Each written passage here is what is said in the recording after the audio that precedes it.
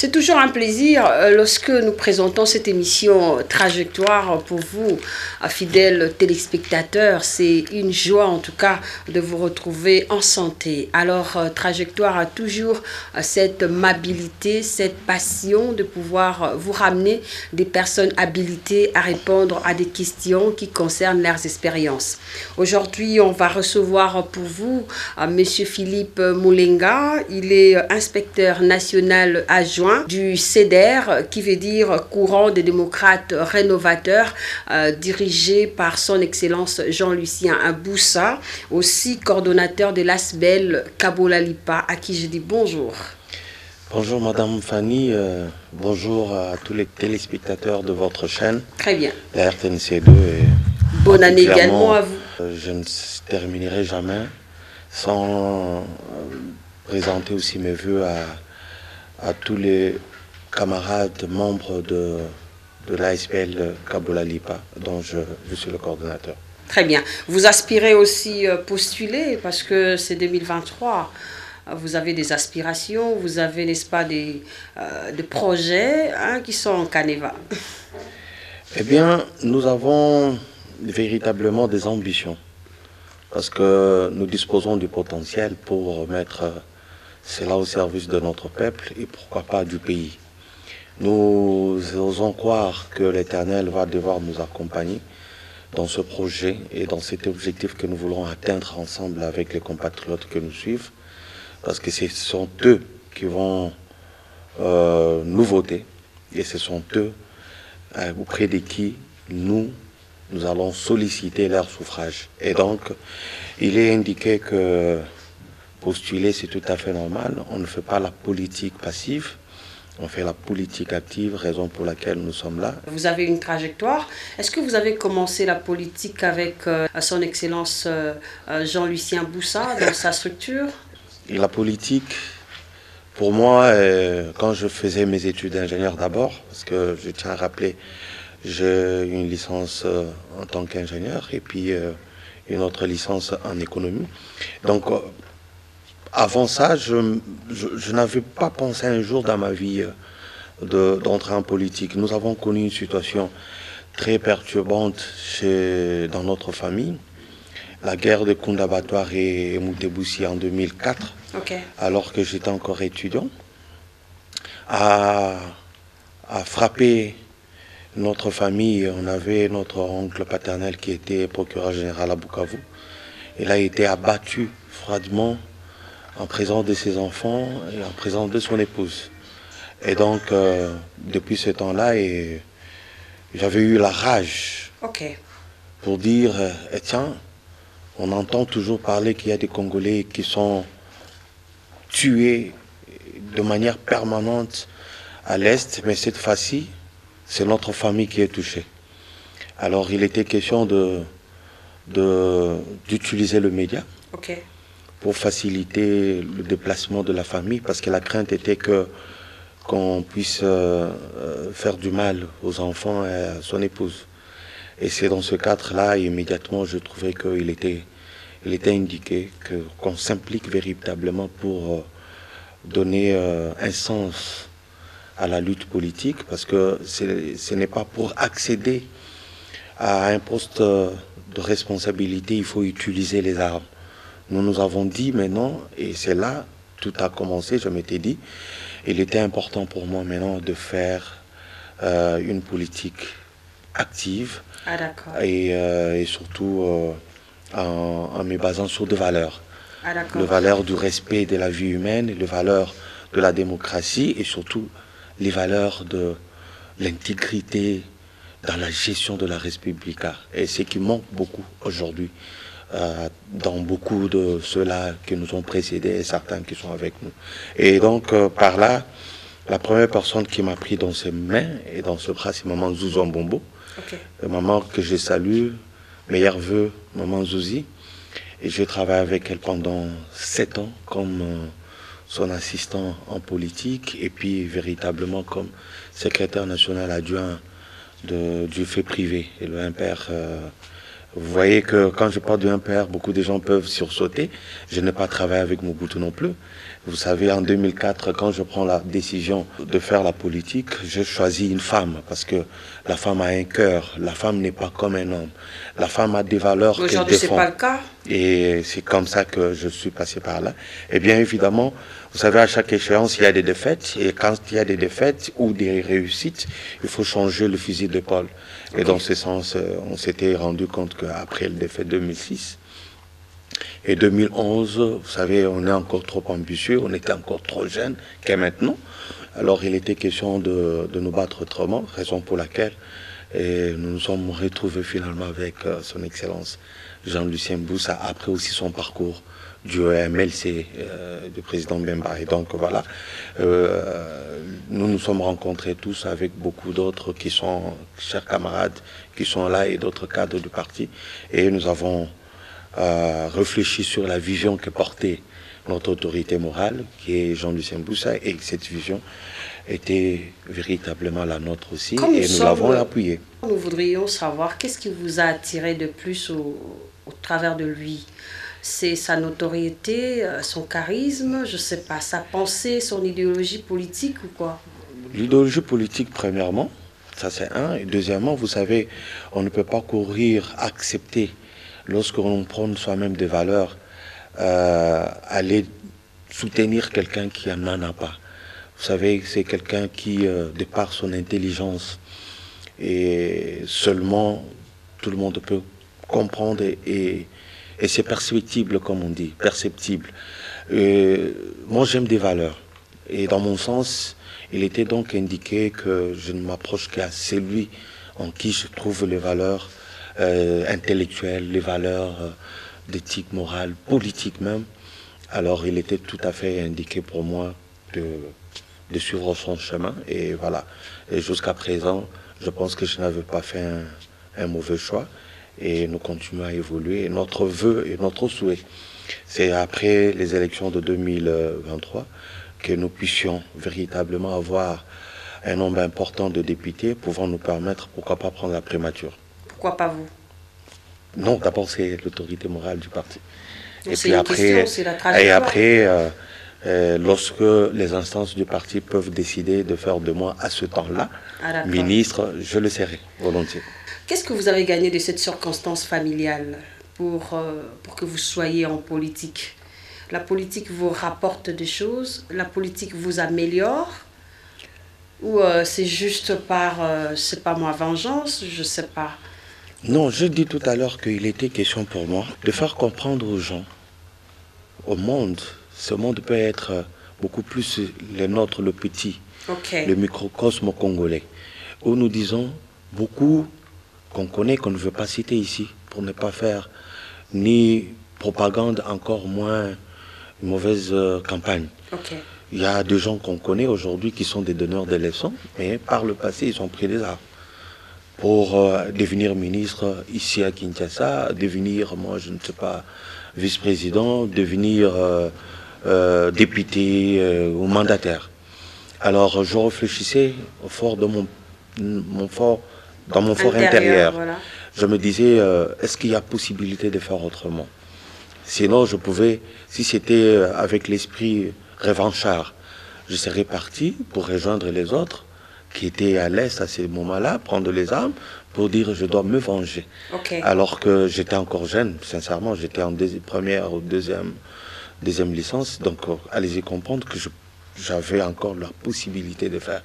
Mais étant plein de valeurs chrétiennes, et dans mon fort intérieur, quand je priais, je me suis dit, est-ce qu'il y a possibilité qu'aujourd'hui la politique soit portée par des gens qui ont des valeurs de chrétienté, des valeurs intellectuelles, des valeurs morales, des valeurs d'éthique, sur tout cet ensemble de valeurs que je m'étais posé, et je me suis dit, quel est le cadre qui serait meilleur pour être entendu?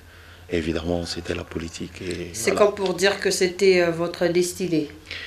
Bien sûr, parce que votre destinée. Bien sûr, pour ceux-là qui me connaissent, qui peuvent me suivre tout à l'heure, ou à travers votre émission, je sais que j'étais dans ma jeunesse un garçon très réservé, je ne parlais pas. J'avais 2 amis, c'était l'école et l'église. Ah, donc, ce sont eux vos amis? Voilà, c'était mes amis. Je croyais des amis physiques. Non, quand je dis ça, c'est pour faire comprendre aux gens qu'il y a la possibilité aujourd'hui, le temps que tu penses que tu es en train de perdre, ça peut te rapporter beaucoup. Pour que quelqu'un réfléchisse mieux, conçoive des choses et des choses meilleures, qu'il soit compétitif dans ce qu'il fait, cet homme doit avoir un temps avec soi-même d'abord. Très bien. Et j'ai eu mon temps de lire beaucoup à mes études, me concentrer sur mes études, évidemment aussi me concentrer sur... Je rappelle que je fais les études d'ingénieur et ce n'était pas facile, ce ne sont pas des études comme toute autre branche. Ça demandait beaucoup et je consacrais presque tout mon temps pour ça. Et puis je réservais aussi un temps à Dieu et de temps à autre, je salue le prophète Francis Tatou qui pourra me suivre, c'est un ami avec lequel nous avons commencé à servir Dieu. Ah d'accord. Et où en sommes-nous aujourd'hui? Dans cet aspect, ouais, parce que vous avez travaillé... Non, je continue à servir Dieu autrement. Autrement. Pour servir Dieu, il ne faut pas être prophète, il ne faut pas nécessairement être prophète, il ne faut pas nécessairement être apôtre. Mais vous avez quel don déjà? Moi, je n'ai pas de don. Mon don maintenant, c'est de défendre les autres. Vous êtes aussi ingénieur. Qu'est-ce que vous faites de ces talents, de cette expertise? Oui, ça, je dois le dire. Ça, c'est très important.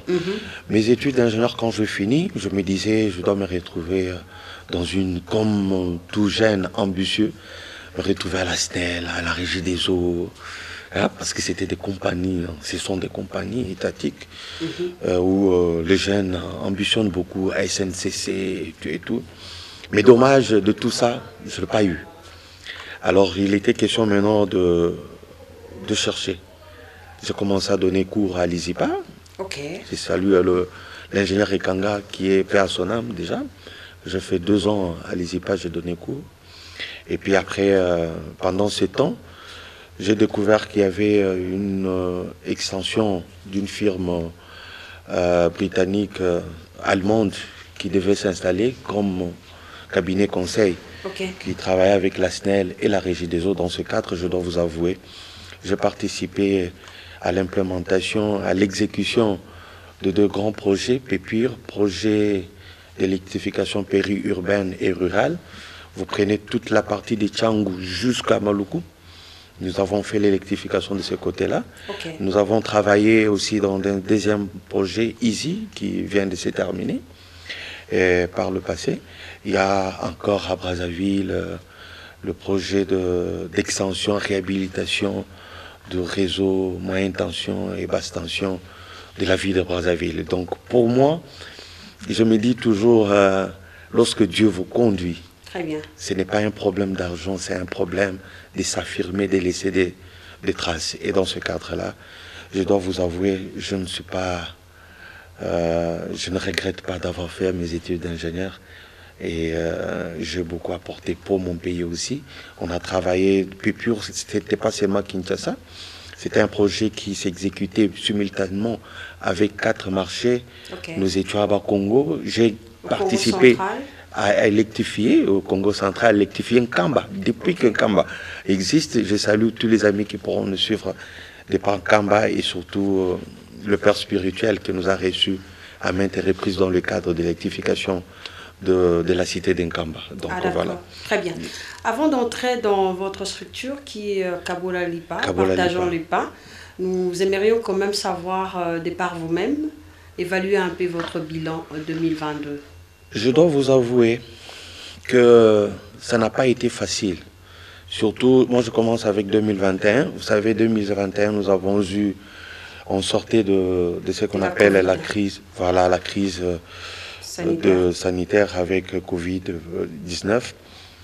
Et je dois vous avouer sincèrement que c'était la léthargie la plus totale. Mais malgré ça, on a réussi à accompagner à la reprise de l'année scolaire. Nous avons réussi à réhabiliter l'Athénée de la Gare, qu'on appelle l'école Sainte-Anne de la Gare. Et je salue aussi notre ancien, le musicien Luka Kanza, qui est un des anciens élèves de cette école. Nous avons réhabilité cette école avec le moyen de bord, les cotisations de nos membres, pour dire que pour nous c'était quelque chose de très déterminant, parce que Kabola Lipa trouve sa quintessence dans la constitution même du pays. L'article 58 de la constitution, je ne rappelle rien, dit ceci: l'État a l'obligation de redistribuer les richesses de manière équitable à tous les Congolais, de garantir le développement du pays. Ça, c'est votre soubassement avec notre votre soubassement. projet. Je vous ai dit que je lisais en lisant en 2018, au mois de janvier, que j'ai eu cette inspiration pour dire il faut mettre en place cette association avec les amis pour dire que nous pouvons nous occuper des autres, défendre, faire la promotion aussi, faire la promotion de ce qui est censé profiter d'abord au peuple en premier lieu, et si cela est négligé. Quand on interroge la Constitution, on constate que effectivement, même la gratuité de l'enseignement a un soubassement. Ça peut être un autre article, mais le nôtre là, il est aussi fondamental. C'est une manière pour le président Tshisekedi, excusez-moi, chef de l'État, de redistribuer les richesses. Aujourd'hui, nous pouvons dire avec le travail de mobilisation de richesses, des recettes qui est fait et qui est très louable et apprécié. Et l'argent qui entre, les gens posent la question, ça va où? Et je pense que par votre chaîne, à plusieurs reprises, les membres du gouvernement justifient, ils présentent les choses pour vous dire comment aujourd'hui les richesses mobilisées par le pays sont redistribuées. Dès lors qu'on peut mécaniser 200 000 enseignants, dès lors qu'on peut améliorer le salaire que les enseignants touchaient de 80 000 ou 70 000 à 380 000 aujourd'hui, vous comprendrez que l'argent vient de quelque part et l'argent est redistribué lorsque le parent ne sait plus payer la scolarité de ses enfants, et cet argent peut servir à autre chose. Et donc voilà, nous disons bravo au président Fachi d'avoir lancé ce programme de la gratuité de l'enseignement qui a été notre combat. Pour, voilà, c'est par là que nous voulons arriver. C'était en 2018-2019. En 2018-2019, vous étiez en train de réclamer la gratuité de l'enseignement. Nous réclamons... Alors que vous n'avez qu'une année d'existence. Hein. C'est dans nos objectifs. Cela a été fait? Dans nos objectifs, voilà. Nous étions dit, nous observons Kinshasa, tout comme ailleurs. Ce qui est surprenant, Madame Fanny, vous trouvez un politicien ou quelqu'un du secteur formel construire un immeuble de 10 à 11 niveaux, à 13, même 15 niveaux, à côté d'une population qui vit dans la pauvreté la plus noire. On se pose la question, pourquoi il y a ces décalages? Alors, nous avons vite compris que l'argent, les richesses qui sont vendues, l'argent qui est mobilisé, était servi, était partagé entre les amis. Au lieu que cet argent serve véritablement à tout le monde. J'étais même curieux, dans un quartier, je ne veux pas citer le nom, je passe, le monsieur qui construit un immeuble, et il y a des jeunes gens du quartier qui ne travaillent pas, certains ont même terminé leurs études, mais il n'y a pas d'emploi, qu'il appelle le président, attends-moi Maï, hein, tu vois, le président, est-ce que tu peux nous acheter même de l'eau à boire? Et il est là, quand on l'appelle presse, il donne. Mais je me dis, mais on est dans quel pays? Moi je me dis, j'observe d'un côté aussi, je vois un Libanais, un Indien qui vient avec 20 000, 30 000 dollars. Il investit là à limiter. Il produit du chips dans un espace d'une année, 2 ans. Il devient millionnaire. Il engage les Congolais, mais à qui il paye le mal? Mais au moins il engage les Congolais. L'aspect de payer, c'est un autre aspect que l'État doit à tout faire pour améliorer en suivant, en mettant en place ce qu'on appelle le mécanisme juridique et pour encadrer. Voilà.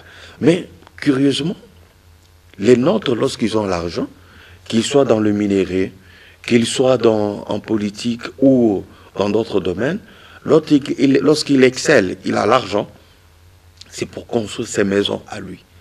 Alors que nous pouvons tous contribuer à ce qu'on appelle la création de richesses, faire de ce Congo émergent. Et c'est possible, ce n'est pas seulement le rôle du président de la République. Tout à fait. C'est le rôle de tout acteur. Voilà. Donc c'est dans ce cadre-là que nous avons pensé qu'il y avait possibilité aujourd'hui de mener un autre discours. Lutter pour la gratuité, c'est-à-dire l'enseignement primaire et secondaire, pourquoi pas universitaire. Moi j'ai étudié jusqu'à ce que j'ai terminé, je n'ai pas eu de bourse dans ma vie.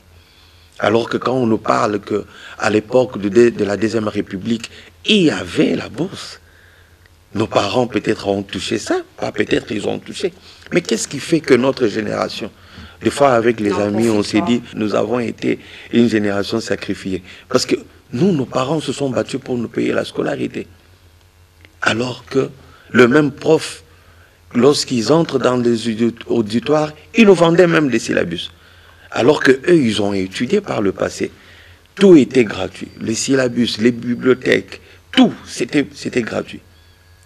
Comment expliquer ça? Alors, cela nous a révolutionné davantage pour réclamer véritablement ce que nous appelons aujourd'hui la gratuité de l'enseignement. Mais nous parlions de l'accès gratuit à l'enseignement de manière générale et particulièrement aussi pour les amis qui sont aujourd'hui à l'université. Ce serait un rêve que vous touchiez aussi ce qu'on appelle la bourse. La bourse. En fait. Pour vous permettre de faire autre chose. Il y a cet aspect côté enseignement, il y a aussi l'aspect de soins de santé primaire, où il y a des gens, des Congolais qui meurent seulement parce qu'il manque un comprimé d'aspirine pour atténuer la fièvre. Et nous disons, c'est possible avec tout ce que nous avons comme richesse que les Congolais accèdent aux soins de santé primaire. Ingénieur Philippe, vous nous avez parlé des aspects. Mais sinon, vous allez m'appeler encore économiste parce que je suis aussi économiste. Ouais, je salue mes camarades avec lesquels j'ai étudié à William Booth. Très bien. Ingénieur Philippe, je pense que vous nous aviez parlé des aspects. C'est limitatif, appelez-moi Monsieur Philippe. Monsieur Philippe, ingénieur, c'est vous. Vous êtes dans votre trajectoire et ces fauteuils vous appartiennent aujourd'hui. Amen. Alors, vous nous aviez parlé de l'éducation et en même temps de la santé. Ce sont les deux aspects que vous sensibilisez ou vous faites la promotion dans votre structure Kabola Lipa? Là, nous faisons cette sensibilisation, cette vulgarisation, s'il faut dire, de cette manière-là. Mais attention, il y a aussi d'autres aspects parmi les objectifs de l'ONG, c'est la formation au métier de base. Le métier de base, c'est lequel vous avez l'électricité, bâtiment, vous avez la maçonnerie, vous avez comment on dit, les collaborateurs de santé. Les collaborateurs de santé. Ah d'accord, les agents de santé, ceux qui sont dans le périphérique. Infirmiers, oui, aides infirmiers. Les femmes voilà, les femmes sages. Donc nous nous disons, il y a possibilité d'accompagner les gens qui n'étudient pas. Vous voyez que tout tourne autour de l'enseignement. Nous disons, lorsque les Congolais sont bien formés dans leur domaine spécifique, ils ne peuvent pas que monter. La formation que vous donnez, excusez-moi, la formation nous orientons vers les centres spécialisés. Ah d'accord, ok. Parce que jusque-là, l'objectif évidemment, je pense que cette émission fera date. L'objectif que nous avons, c'est d'avoir un jour un grand centre qui va nous appartenir à notre association. Le jour où l'Éternel nous donnera de moyens, ou touchera le cœur de quelqu'un pour nous accompagner dans cette aventure. Très bien. Et maintenant, le problème se pose au niveau de former. Que font les personnes que vous avez formées? Jusque-là, au moins le chauffeur que nous avons dû encadrer, quelqu'un qui ne connaissait même pas conduire, mais aujourd'hui, s'il sait conduire, il a un travail, non? Il peut conduire un taxi, il peut conduire un bus, et entre-temps, ça lui permet, ça l'occupe, c'est déjà un travail. Et vous voyez, tous ces gens-là payent des taxes quand ils sont dans le coin. Il fait les taximens, que lorsqu'il est dans un arrêt, il est obligé de payer un ticket de l'hôtel de ville. Vous voyez? Mais si cette personne-là était à la maison, quand est-ce qu'il allait payer même le 1000 francs? C'est sa manière de contribuer en tant que Congolais, parce qu'on l'a valorisé. Maintenant, il peut aussi contribuer à l'essor, au développement du pays. Vous ne propulsez que des hommes? Il n'y a pas de femmes? Non, en fait, c'est tous. Il faudra respecter le genre. Il y a de ce métier que les gens pensaient traditionnellement homme. Non, mais moi, je veux vous étonner. Il y a des femmes électriciennes. Donc, pour nous... Chez vous? Des femmes électriciennes avec lesquelles nous avons étudié et certaines que nous travaillons avec. Donc, c'est pour vous dire que pour nous, cette histoire déjà est respectée. Vous avez visité combien J'ai dit au départ que quand j'étudiais, j'avais des amis. C'était l'école et l'église. Ce qui fait que, fondamentalement, je suis ancré dans ça. Et lorsque je me dis, il y a de ses parents qui sont décédés, il y a de ses parents qui sont décédés seulement parce que ils cherchaient à manger pour ses enfants et tout, comme un accident de parcours. Ces enfants se retrouvent des orphelins aujourd'hui. Et nous, qui sommes vivants et qui avons au moins ne fût-ce qu'un pain à partager, pourquoi ne pas le faire? Et c'est dans ce cadre-là que nous avons dit, de temps à autre, l'année passée, nous avons fait aussi dans un autre orphelinat. Cette année, c'était avec l'orphelinat que vous avez cité. Tout à fait. Et donc, ce qui fait que pour nous, c'est prendre l'homme dans tout son compartiment, tous ses compartiments. Ce n'est pas seulement mieux de vivre soi-même. Quand tu vis, il faut toujours regarder à côté de toi. Adressez-vous aux jeunes qui, en fait, estiment faire du bien, estiment aider, mais ils n'en peuvent pas. Aussi, adressez-vous aux ingénieurs comme vous, aux jeunes ambitieux, aux politiques. Vous savez, les ingénieurs sont terribles. Nous travaillons d'abord beaucoup. On a un sens de concentration et de réflexion, ce qui n'est pas donné à beaucoup. Et dans ce contexte-là, rares sont... Nous, les ingénieurs, on travaille la nuit. Des fois, la journée, la nuit, c'est bourré. Maintenant, quand quelqu'un te bosse dur comme ça, c'est très difficile qu'il donne l'argent comme ça à n'importe qui. Ben, je veux dire aussi que le don de partage, c'est don, il n'est pas donné à tout le monde. Juste pour paraphraser, par exemple, Jibin Piana, dans son album qui vient de sortir, il dit, celui qui a Jibé, oui, celui qui a le cœur de partage ne sent pas la charge ou le poids des amis. Donc aujourd'hui, même dans des familles, il faut apprendre aux enfants au partage. Vous êtes maman, vous pouvez acheter un pain. Vous êtes avec votre fils ou votre fille à côté. Est-ce que ce pain, vous pouvez le manger seul et terminer sans couper même un morceau donné à l'enfant? Donc nous disons aujourd'hui, c'est la même chose avec la République. L'État aujourd'hui, est-ce que nous emboîtons le pas à ce que le président Tshisekedi dit, la redistribution de richesses? Est-ce que nous sommes aujourd'hui capables de dire chaque Congolais, partout où il se trouve, là où il travaille, il touche son salaire? Si nous atteignons ce niveau, gloire à Dieu, et les richesses seront véritablement redistribuées et sont redistribuées avec déjà l'enseignement, la loi sur la mise en place de l'accès aux soins de santé universelle et le paiement régulier, on le voit, l'augmentation à 200% des salaires des enseignants. Je pense que pour nous, c'est une façon de redistribuer, une façon de partager le pain.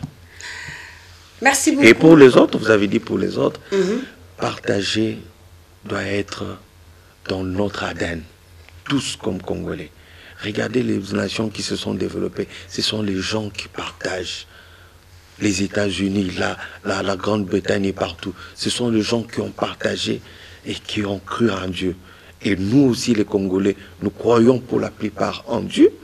Et nous devons aussi développer ce sens de partage. Voilà, fidèles téléspectateurs, j'avais reçu pour vous ingénieur Philippe Moulenga. Il est donc coordonnateur de la structure Kabola Lipa qui a vu le jour depuis le 24 janvier 2018, aujourd'hui 4 ans déjà. Bon anniversaire aussi. Merci. Et également, il est inspecteur national adjoint de CEDER qui est en fait chapeauté par son excellence Jean-Lucien Boussa. Alors, beaucoup de plaisir de vous recevoir.